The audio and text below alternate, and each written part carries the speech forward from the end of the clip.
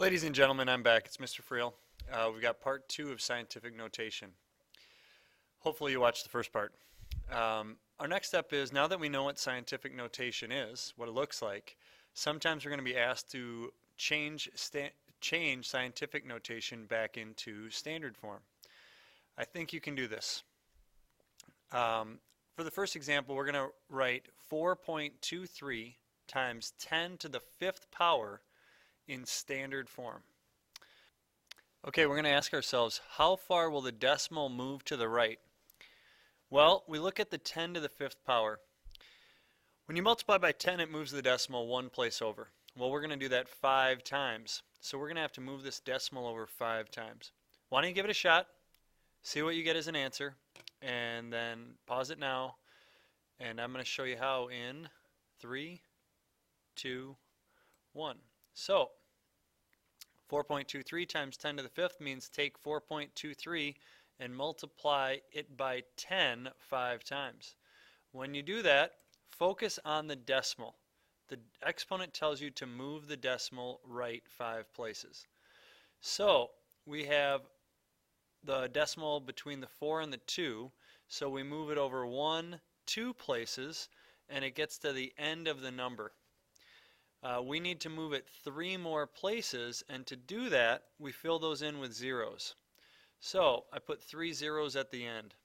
This shows us that the decimal moved 1, 2, 3, 4, 5 places over. Now you'll notice that the answer has 3 zeros, even though the exponent is 5. So I keep saying that because it's the most common mistake, that people think if the exponent is 5, there's 5 zeros, but that's not true. Now you'll see in standard form, there's no decimal. So that means we're totally done with that problem. Okay, so how do I get good at this? Well, the only way you get good at anything is putting in the work. So what you need to do is practice writing numbers in both forms. You can write any number, you know how to write a lot of numbers, and then just try to change it to scientific notation, and you can have a teacher or a friend, someone else who's studying this check.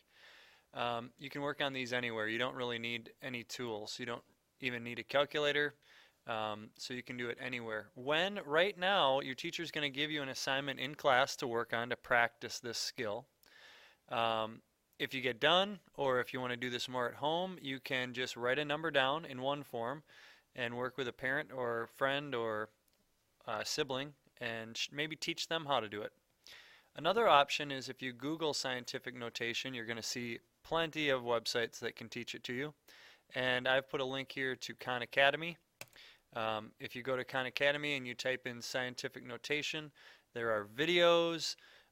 There's also practice problems. Here's a video that he did where he has more practice ones. Remember that these little icons here are a video camera.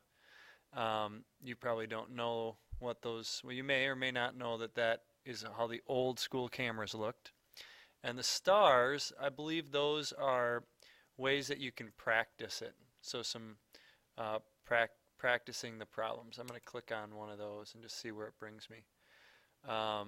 So this is asking me to write this in standard form. Here it says scientific notation, express a number in scientific notation. Well, we're actually being asked, I think, to change this to standard form. So you type your answer in here, or you can get some hints. Boom, boom, boom. I hope you've enjoyed the show. Have a great day.